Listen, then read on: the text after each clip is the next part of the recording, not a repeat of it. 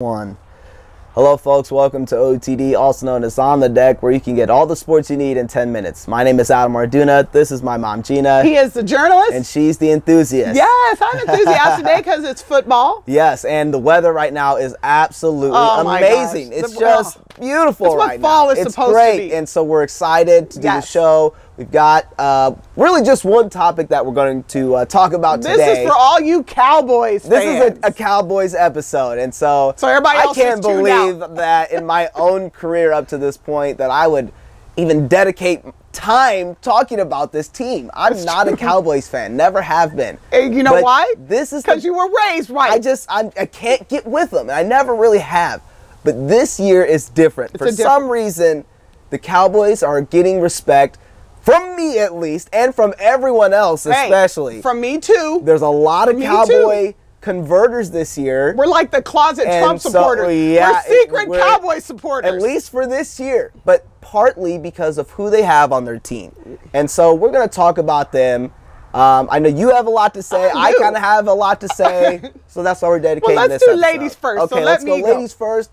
And go ahead and just speak on what you want to say. It is no secret that I grew up in South Texas, so I grew up as a Houston Oilers fan. All right. And to me, they're always the Oilers. I know they're the Texans now. So I couldn't like the Cowboys. But let's tell the truth. Right now, this is an exciting team. They represent right now everything that should be good about NFL football. Right. They've got Dak Prescott, who was killing it at Mississippi State last year. They've got Ezekiel Elliott, who torched it at Ohio State. He did. They've got Cole Beasley, undrafted free agent who's out there. This Dallas, tall, born and raised. tearing it up. SMU. They've got Des Bryant, who's been in the league for a little bit, but Jason Witten, Hall of Fame tight end. They've got one of the kind of lines that makes you want to run the ball behind him. It's an exciting time for the Cowboys. And I hate to say it, but I'm a Cowboys fan. And then it's hard to not want to play in that arena as well. Jerry Jones my gosh. And you've got the AT&T Stadium. Right. There's just so much positivity. And so as hard as it is to want to talk about the Cowboys, I do still have to be a little bit critical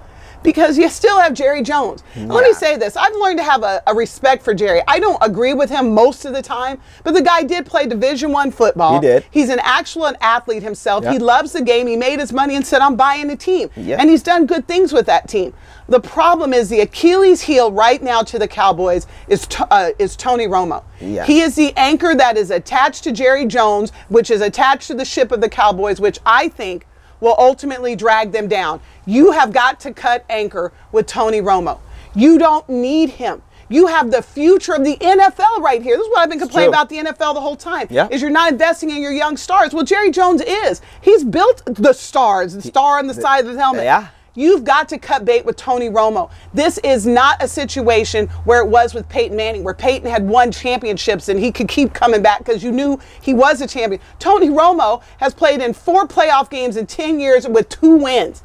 What are you doing? It's time to cut bait. That's why I'm excited, because I want to like you, Cowboys. You've got, Jerry Jones just said this week, Tony Romo's now been working out. And it's up in the air. It's a toss of a coin whether you're going to go from Dak, who now has you at 7-1, to bring back Tony Romo, who is going to get hit on the first play and be back on the stretcher.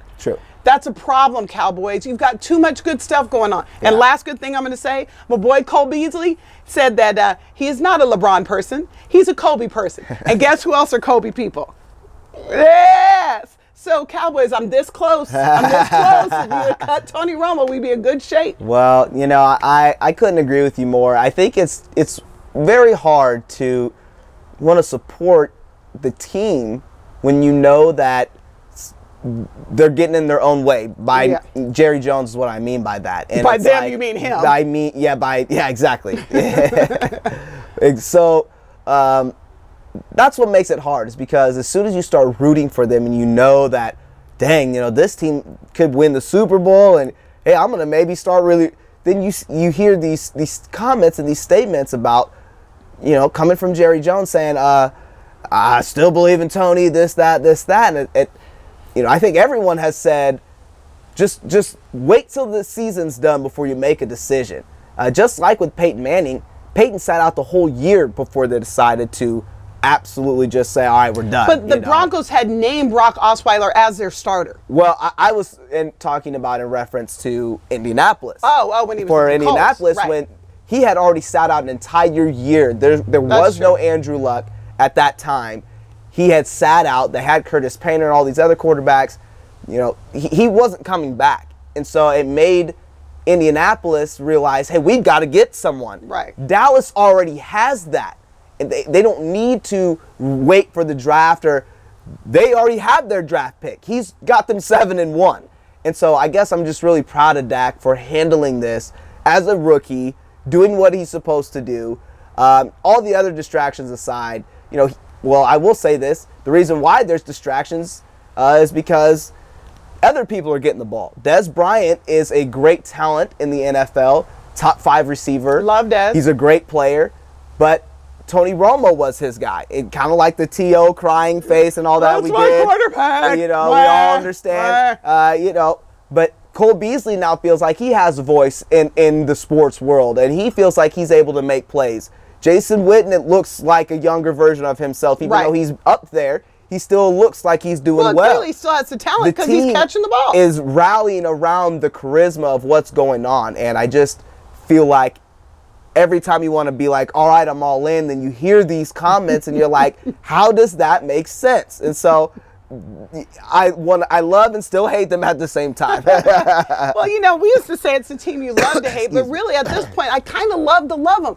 Dak Prescott has a great story. And we all, you know, if you watch College Game Day a couple of years ago and they talked about the battle his mom waged against cancer and how she was at his games, even in the wheel, all of that. And then she passed away and he does this great run. He's a 4th-round draft pick that nobody believed in, and he's out there doing it.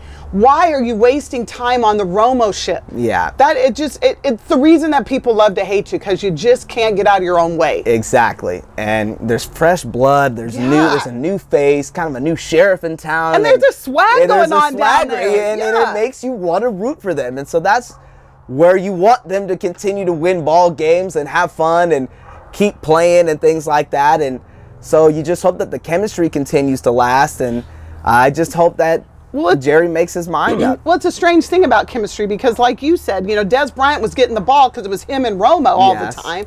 Well, now that Dak's sharing the ball around, and guess what? You're still winning. Exactly. You don't always have to go to one guy who's going to be in double coverage, because people are going to double cover Dez. But then you're freeing up, you know, Beasley or, you know, Witten. There's other people who are now going to be freed up. And Dak is the kind of guy who's checking down and finding the open guy. But I want to ask you a quick question. I know we're close on time. A lot of people are saying that Jerry Jones is a racist, and the reason he's sticking with Tony Romo is because he's a white quarterback.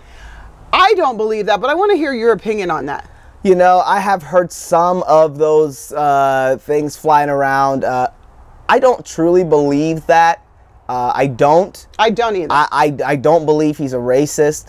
I know he is from the South, born and raised from the South, and I do understand there's a lot of that around there. So for him to be associated with something like that does not surprise me. I'm not going to call him a racist because he's had black quarterbacks before. Within my lifetime that I've seen. T. Martin was one of them coming out of Tennessee. Curtis, who was it? Carter was the other one. I can't remember right now as well. But he's had black quarterbacks play for him. And so I think he's done a good job handling that. I just think he's got something more with Tony Romo that has kind of clouded his thoughts. Well, here's my final thought on it. Quit calling everybody a racist. But just because, listen, just because the quarterback's not black, there's leagues. Quincy Carter was Quincy Carter, there you go.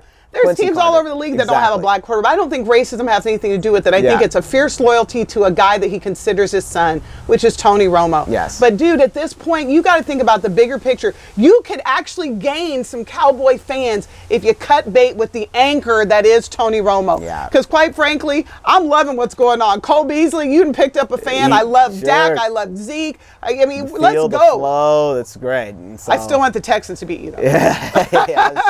Again. All right, well, with God, we did a Cowboys episode. We want to say we just appreciate your time. Thanks for us and all you Dallas fans. We want to give you some love there. And so we've got plenty more from us here on OTD, and we want to just say we appreciate your time, and thanks for watching, folks.